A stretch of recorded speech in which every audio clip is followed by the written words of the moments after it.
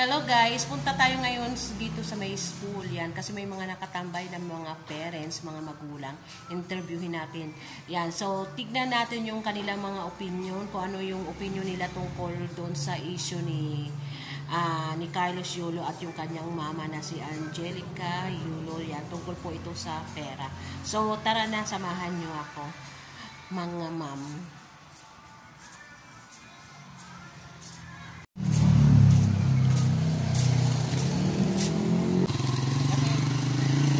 Nakatid ba?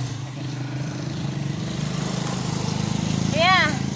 May tatanong lang ako sa'yo. Alam mo ba yung yung nanalo na si Carlos Yulo? Oo. Saka yung kanyang mama na si Angelica Yulo, di ba? Yung issue nilang dalawa. Yung double champion. So, yung issue po nilang dalawang magulang. So, ano pong masasabi niyo? Sino ang tama or ano pong opinion niyo? Tama ba na magalit si Carlos Yulo sa kanyang magulang na yung incentive daw ginamit niya. So, tapos nagpa-interview sa social media, di ba, nagano siya sa kanyang magulang, di ba? So, tama ba yun? Kasi magulang mo yun eh. Magulang niya yun eh. Oo. So, ano po dapat nun? Kaya niya na yun, magulang niya naman yun. Oo, di ba? 60,000 daw di ba? Oo. Naigit niya. Pero hindi naman siguro yun, nagastos ba lahat yun? Oo.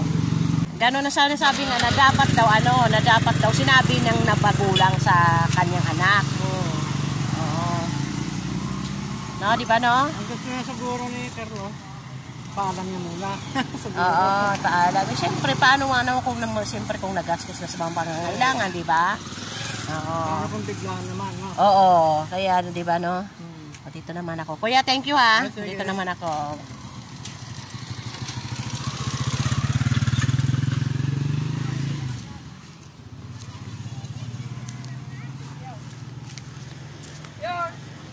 Papasok sa gita. Tay, mag-interview lang ako. Tay, di ba alam niyo yung issue ngayon kay Carlos Yulo at saka yung sa mama niya, si Angelica, di ba? Yulo, di ba? Yan, so ano po yung opinion niyo? Ano po yung tama? Ano pong dapat bang niya yung magulang niya or yung mama niya naman, dapat ba pinaalam yung nagastos na pera? Pero may premium si nang ibibigay niya yung meron siyang makatanggap na pera yun eh. May incentive, di ba? Kasi ang inaano ni Carlos Yulo, may incentive daw na, hindi doon sa 60,000 daw na incentive, hindi sinabi ng magulang. So parang naagalit ba siya, pero nawalan na, pero okay lang daw naman sa kanya. Pero siyempre, parang ginupit ng magulang niya yung pera. Parang naano siya sa magulang niya, na hindi daw sinabi sa kanya. So, ano ba yun? Tama ba yung magalit siya sa magulang niya? Or siguro para naman sa akin yun, siguro meron din yung magulang niya, kaya niya ginanon. Oo, di ba gastusin, di ba? Oo. Parang hindi niya pero magulang pa rin. Magulang pa rin. Kahit di ba? Patawarin mo, di ba? Mag-anuhan na kayo. Ano lang yan eh, magulang pa rin eh. Oo. Anong kasama ng magulang mo, magulang pa rin. Kasi kinasasamangan niya ng loob niya rin na hindi daw sinabi sa kanya ng magulang niya na nakuha na incentive. Siyempre, hindi na rin siguro. Pero sa akin yun, magulang pa rin. Siguro parang isinisipin niya lang yung pera ng anak niya. Opo, yan Opo, thank you po, tay. Kung kayo po ba, ano po sa palagay nyo? Kung sa palagay nyo po, ano ba magulang nyo, nagalit siya sa magulang niya? Kasi nga, yung incentive na dapat natanggap niya, hindi sinabi daw sa kanya magulang, nagastos sa magulang. So ano ang dapat? Kung para sa akin, magulang. Basta magulang. Oo, kahit na. Hindi niya magulang niya, bahala rin siya. Sige, thank you po, kuya. Yan. Pero tanungin na lang kita, magulang ka na ba, be? Tanungin na lang kita bilang magulang. So, tama ba na nagalit si Carlos Yulo sa mama niya na nagastos niya yung hindi daw sinabi yung pera? Ha? Kasi alam niya na. Hindi, so kung saan nung palagay? Yung sa palagay mo lang. Sa palagay mo lang, ano dapat? Kasi nangyari, may anak ka, tapos kumita na yung anak mo, nagamit ng magulang yung pera, tapos hindi sinabi. Ano sa palagay mo? Magagalit yung anak, dapat magalit sa magulang. Dapat magalit sa'yo.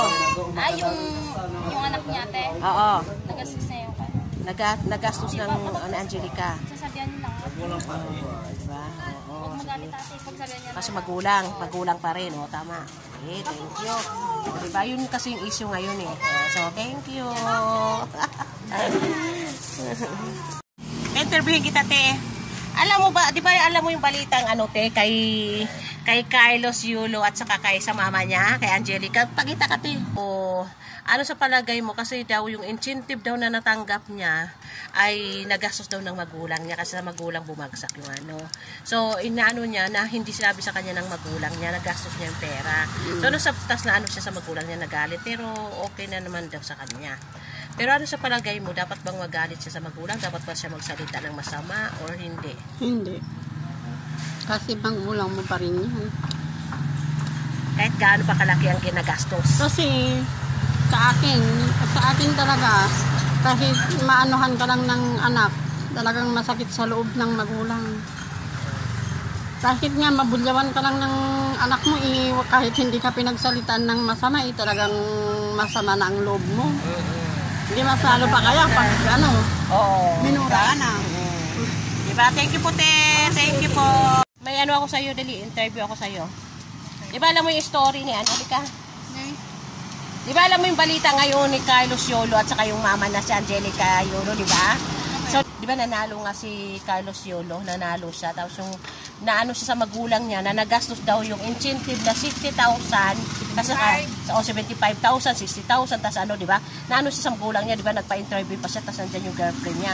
So ano sa palagay mo, dapat ba siyang magalit sa magulang niya or Ang hindi? kinagalit lang niya, hindi sinabi ng mother niya na na-receive na niya at naubos na. Naklang nalaman nung dumating yung mga resibo galing sa kanya. So ano? Hindi naman siya nagalit. Yung masakit lang ang damdamin niya kasi hindi sinabi sa kanya. Yun ang pinaliwanag niya. Pero dapat ba magsalita pa siya sa ano na magulang niya? Sagutin din niya yung sinasabi ng mga mother niya. So, mayroon pa rin siyang ginawa nun niya sa ungkong noon na nung lumaban siya, pinto na, bato pa, tapos hinang na. Saka ang busisip, ang lakas-lakas pa ng busit niya doon. Ako ang mother, sabi niya. Parang yung mother ngayon, parang sinipita ngayon na mother ni ang istalya. Sige, yun pala. Kaya hindi naman ako na yun lang ang kayo ko. Tama rin naman ka. Ninabi naman ng mother niya. Dapat igalang din ng magulang yung anak, igalang ng anak yung magulang, di ba? No? Parehas na igalang ang isa't isa. So iba't iba kasi ang side ng mga ng mga tao eh. Tama rin yung ginawa niya para magkaliwan natin Oo. sila. Ay, doon lang ginadada sa mga kuwan. Sige, thank you po. Silang nagkamali. Parehas naman din nagkamali. O di ba po, kahit mga lalaki sila, mga father sila, so yung panig nila ay nasa magulang na babae pa rin, nasa mother pa rin yung panig nila.